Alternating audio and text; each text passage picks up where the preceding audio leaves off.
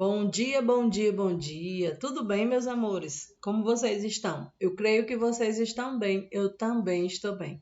Hoje, na nossa aula de história, nós vamos iniciar fazendo a correção da atividade. É importante que cada um de vocês se coloque no lugar silencioso, confortável com o seu material à mão. Isso é muito importante, tá certo? Também é importante que, para efeito de organização, você possa colocar a data, tá certo, da nossa aula. Vamos começar? Eu leio daqui e você lê daí. Vamos começar. Primeira questão, ela propõe que façamos a leitura de um texto e para responder questões referentes a esse texto. Vamos lá. Leia o texto e responda as questões. Aqui nós temos o texto. Com o aumento dos problemas no campo, uma grande quantidade de imigrantes começou a deixar as fazendas para se fixar em cidades. Nas cidades, os imigrantes dedicaram-se às mais variadas atividades, contribuíram de forma decisiva para o desenvolvimento e a diversificação do comércio, introduziram grandes variedades de serviços até então inexistentes no país. Era o caso dos alfaiates, das costureiras, das parteiras, dos sapateiros e dos bruxeiros, que, em carroças improvisadas, vendiam carnes pelas ruas das cidades. Letra A. Qual era o destino dos imigrantes quando deixavam o campo? A quais atividades eles costumavam se dedicar nesses locais? Os imigrantes se deslocavam para as cidades. Nesses locais, eles costumavam se dedicar ao comércio, à prestação de serviço e aos trabalhos nas indústrias. Muitos trabalhavam como alfaiate, costureiras, parteiras, sapateiros e vendedores de carne. Ok? Vamos lá. Letra B. Com base no que você estudou nas páginas anteriores, escreva como eram as condições de trabalho nas indústrias. As condições eram as mais péssimas possíveis. As longas jornadas de trabalho, que chegavam até a 14 horas por dia, a insalubridade do ambiente daquelas fábricas, a falta de direitos trabalhistas que pudesse ser vigente naquelas empresas, naquelas indústrias. Então, as condições eram péssimas naquele tempo. E hoje nós vamos também estudar o fim da Primeira República, não é? Vamos lá? Eu leio daqui e você lê daí. Mas é importante, você precisa acompanhar a leitura, tá certo? O domínio político de paulistas e mineiros durante a Primeira República, que foi aquela política chamada política do café com leite, gerou a insatisfação de diversos grupos, como os políticos e grandes proprietários rurais de outros estados, pois nós sabíamos que aquela política ela acontecia centralizada no revezamento entre paulistas e mineiros, tá certo? Então, escolhido um presidente paulista, o próximo seria um mineiro. E isso acabou gerando insatisfação em outros grupos políticos e também em outros grupos da sociedade. Esses grupos pretendiam ter uma participação mais efetiva nas decisões políticas do país para conseguir que seus interesses fossem atendidos. A aliança entre paulistas e mineiros foi desfeita quando os políticos paulistas, em vez de apoiar um candidato mineiro nas eleições presidenciais de 1930, lançaram seu próprio candidato, Júlio Prestes. Os mineiros, descontentes com a situação, aliaram-se a políticos dos estados do Rio Grande do Sul e da Paraíba, formando a Aliança Liberal. Essa aliança lançou a candidatura do gaúcho Getúlio Vargas para as eleições presidenciais. E aí nós vamos perceber que a política do café com leite ela já não atendia os interesses de todos os grupos, pois privilegiava dois estados e outros ficaram à margem. E aí, por conta dessa insatisfação, foi desfeita essa política do café com leite e foram dando continuidade a outras associações de maneiras bem diferentes. Surge aí dois candidatos, tá certo? Júlio Prestes e Getúlio Vargas. As eleições foram vencidas por Júlio Prestes. Porém, os membros da Aliança Liberal não reconheceram a derrota, acusando os paulistas de cometerem fraudes eleitorais. Antes que Júlio Prestes tomasse posse do cargo de presidente, os membros da Aliança Liberal organizaram um golpe e assumiram o poder, colocando Getúlio Vargas no governo. Esse golpe ficou conhecido como Revolução de 1930 e pôs fim à Primeira República. Então, eu gostaria que você sublinhasse Revolução de 1930. Aí você vai sublinhar também o que foi essa revolução. Foi um golpe onde tinha sido eleito Júlio Prestes e através desse golpe foi colocado Getúlio Vargas. Por conta disso, esse golpe ficou conhecido como Revolução de 1930 e pôs fim à Primeira República. Encerra-se aí a República do Café com Leite. Getúlio Vargas no poder.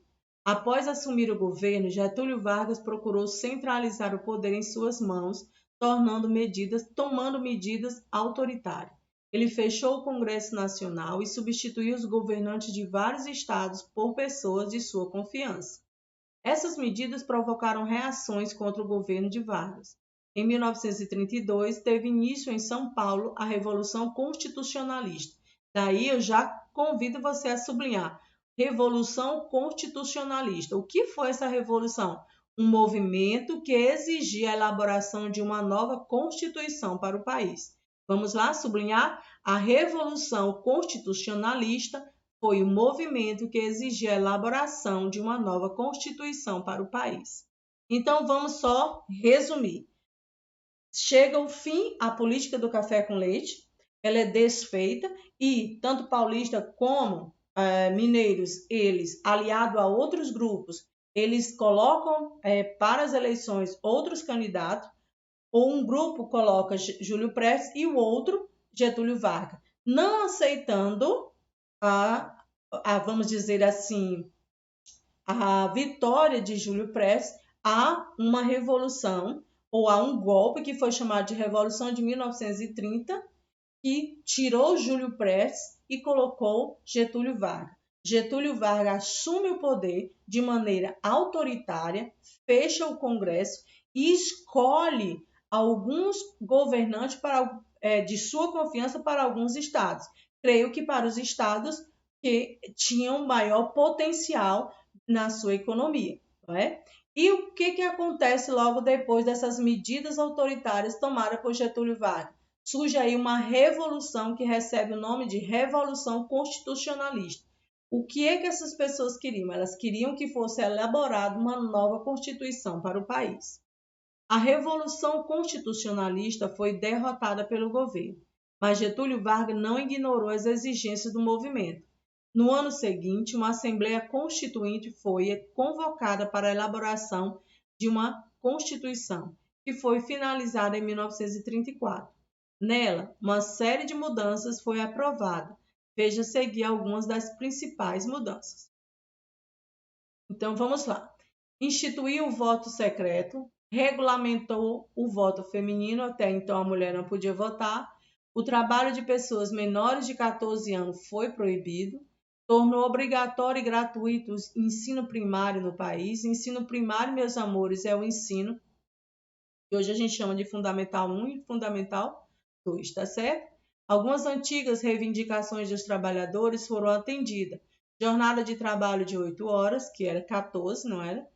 14 horas diárias, passou a ser 8. Descanso semanal remunerado e férias anuais remuneradas.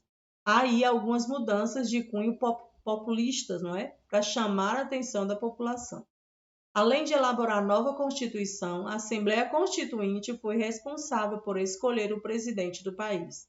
Dessa maneira, Getúlio Vargas foi eleito pela Assembleia com mandato até 1938. Nós temos uma atividade, mas nós iremos avançar. Essa atividade ela está sendo proposta lá no nosso roteiro, tá certo? As mulheres na política. Nós vimos aí o fim da política do café com leite ou da Primeira República, onde os grupos políticos que até então eles se revezavam no poder, cada um agora coloca um candidato para apreciação da população. E Júlio Prestes ganha as eleições, mas não governa. Por conta de um golpe chamado Revolução de 1930, é tirado do poder Júlio Prestes e colocado Getúlio Vargas. Getúlio Vargas assume de maneira autoritária, tomando medidas autoritárias, e isso gera uma insatisfação. E essa insatisfação dá lugar a uma revolta constitucionalista. E qual era a reivindicação desses revoltosos? É que fosse elaborada uma nova Constituição. A Revolução Constitucionalista é vencida pelo governo, porém o governo de Getúlio Vargas não deixa de atender alguns reivindicação dessa revolução. E uma das foi a construção da nova Constituição para o país. Há algumas mudanças nessa Constituição e nós vamos ver agora qual foi a participação da mulher na política naquela época. Nas primeiras décadas da República, as mulheres tinham pouco acesso à educação e quase nenhuma participação na política brasileira. Até a década de 1930, elas não podiam votar nem se candidatar a cargos políticos. Nesse período, as mulheres passaram a se organizar e a lutar por direitos políticos. Vamos lá. Após muitos anos de luta, em 1934, finalmente a participação feminina na política foi regulamentada na Constituição. Dessa maneira, as mulheres passaram a ter direito a se inscrever como candidatas e como eleitoras.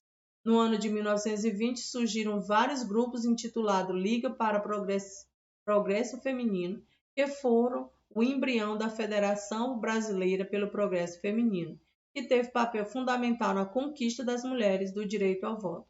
A federação foi fundada em 1922 por Berta Maria Júlia Rutz, que liderou um movimento decisivo para a conquista do sufrágio feminino.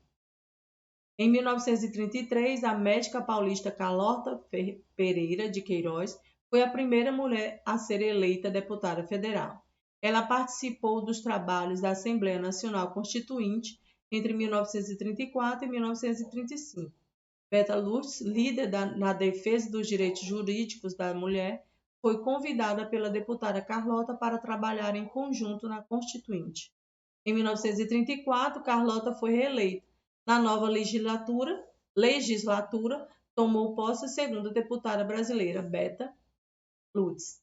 E aí nós vemos, durante todo esse percurso, como a mulher ela entra nos bastidores políticos, através de um direito constitucional, onde ela adquire a possibilidade de se candidatar e também de poder eleger. E aí surgem as primeiras mulheres no campo político daquela época.